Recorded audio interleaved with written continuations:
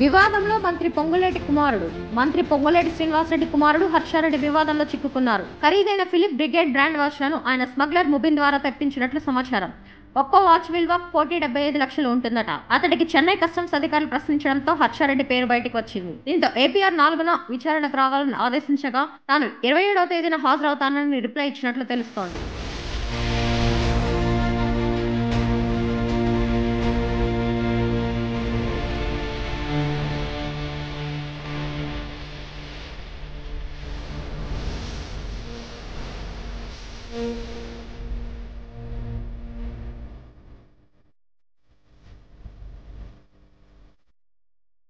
వివాదంలో మంత్రి పొంగులేటి శ్రీనివాసరెడ్డి కుమారుడు హర్షారెడ్డి వివాదంలో చిక్కుకున్నారు. ఖరీదైన ఫిలిప్ బ్రిగేడ్ బ్రాండ్ వాచ్లను ఆయన స్మగ్లర్ ముబిన్ ద్వారా తెప్పించినట్లు సమాచారం.